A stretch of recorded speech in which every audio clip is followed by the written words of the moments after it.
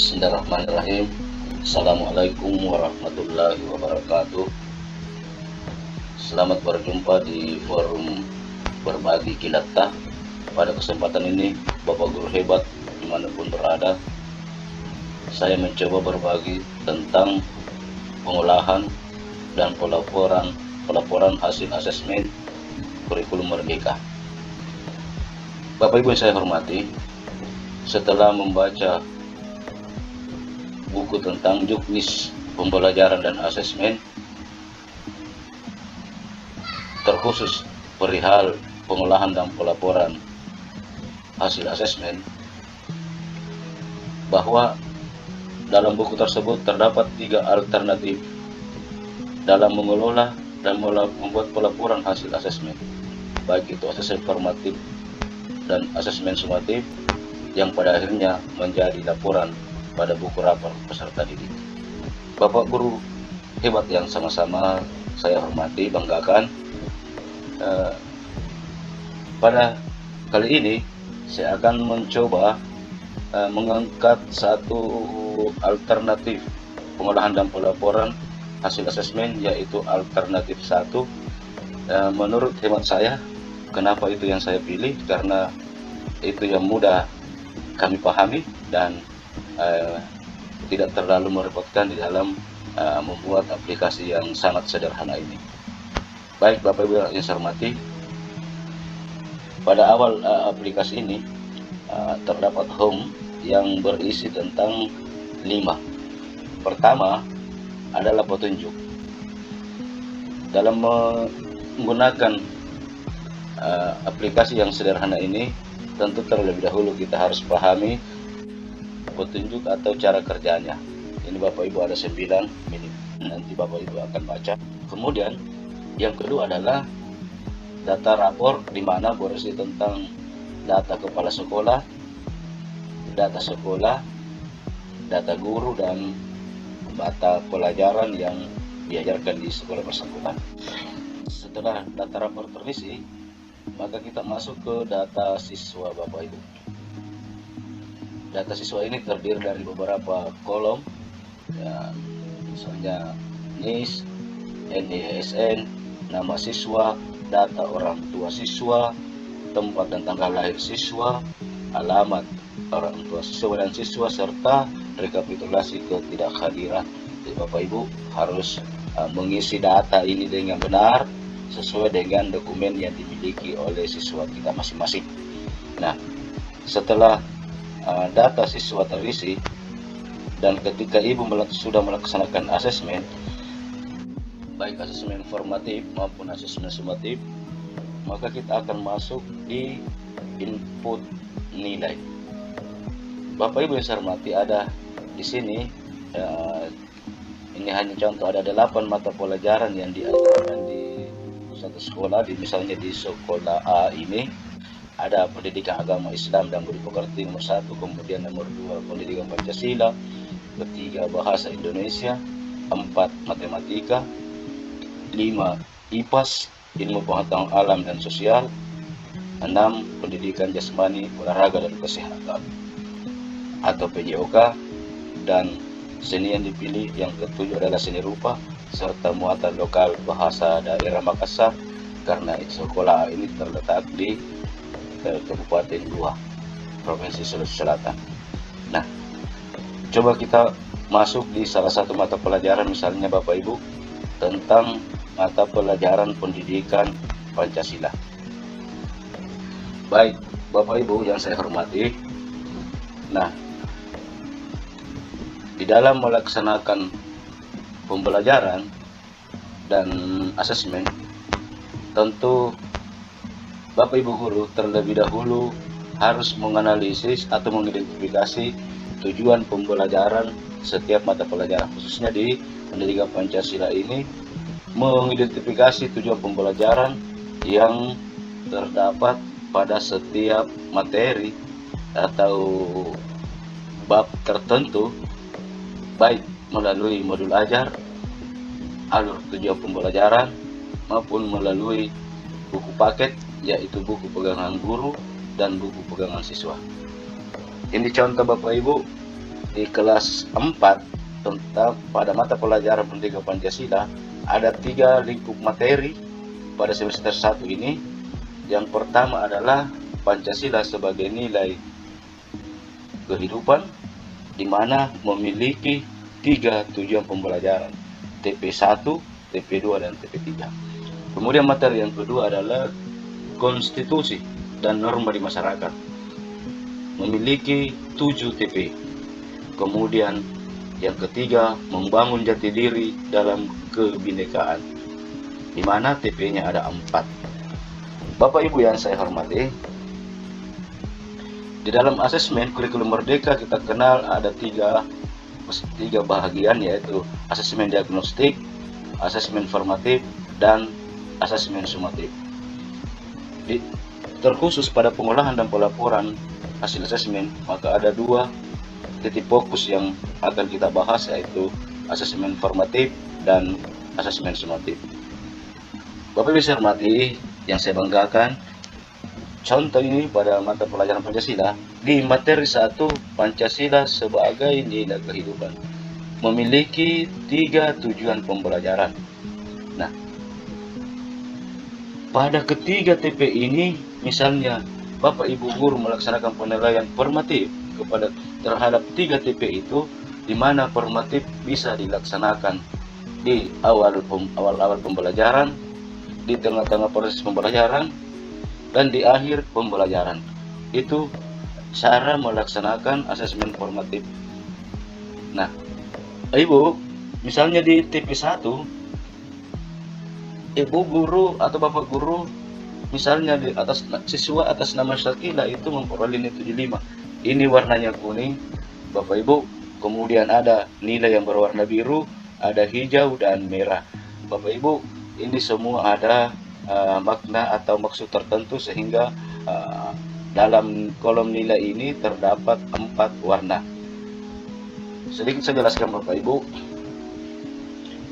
Warna merah ini Bapak Ibu, itu menunjukkan nilai yang diperoleh seorang siswa di bawah KKTP, kriteria ketuntasan tujuan pembelajaran. Misalnya SDA ini menetapkan KKTP-nya bahwa dengan menggunakan interval nilai. Misalnya di bawah angka 64 itu perlu bimbingan. Jadi warna merah ini perlu bimbingan. Kemudian interval nilai 65 sampai ke 76 itu cukup, warnanya kuning. Kemudian interval nilai 77 sampai 88 itu baik, warnanya biru. Kemudian antara 89 sampai 100 warnanya hijau, yang berarti sangat baik. Itu 4 maksud daripada pemberian warna tersebut. Apa tujuannya Bapak Ibu? Untuk membantu Bapak Ibu guru membaca TP, seluruh TP yang ada di setiap materi, TP keberapa yang sudah mencapai capaian kompetensi sangat baik, cukup, atau yang terakhir perlu bimbingan. Kenapa Bapak Ibu?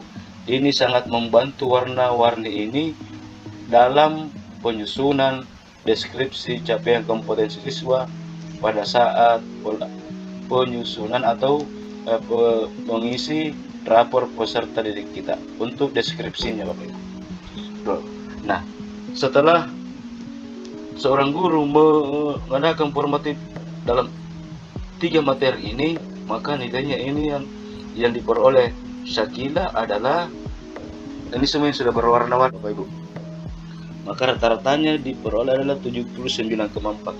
Itu rata-rata nilai formatif selama 1 semester atau 6 bulan. Kemudian yang kedua, asesmen yang kedua Bapak Ibu adalah asesmen sumatif. Asesmen sumatif ini ada pelaksanaannya, dilaksanakan setelah beberapa tujuan pembelajaran, telah dilaksanakan pembelajarannya beberapa tujuan pembelajaran. Misalnya TP1, ada TP2, TP3, TP4, TP5. Nah, contoh ini misalnya Bapak Ibu, ada di materi kedua ada 7 TP. Ketika Ibu Guru sudah melaksanakan penjelasan sampai kepada TP4, bisa melaksanakan sumatif. Ya, sumatif. Beberapa TP. Boleh juga Bapak Ibu Guru setelah seluruh TP ini selesai diajarkan. Jadi TP1 sampai TP7 baru melaksanakan sumatif. Itu Bapak Ibu ya. Nah, kemudian setelah melaksanakan sumatif, Sakila ini memperoleh nilai 90 sumatif 1, 90 sumatif 2, 100 pada sumatif 3, rata-ratanya 93,3. Kemudian di akhir semester di bulan Juli misalnya atau awal Juli diadakan sumatif akhir semester, ya, maka nilai Sakila yang diperoleh di sini adalah 90.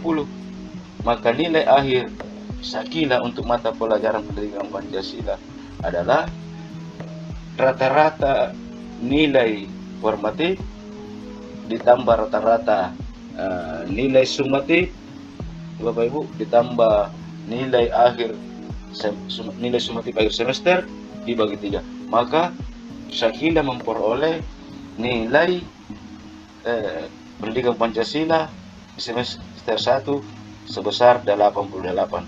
Sedikit saya jelaskan tentang warna Bapak Ibu. Ini Bapak Ibu ya. Jadi ini penjelasannya. Nilai itu warna itu akan mengikuti rentang nilai yang diperoleh siswa. Jadi kalau dia cukup, maka nilai itu akan berwarna kuning mengikuti rentang-rentang nilai.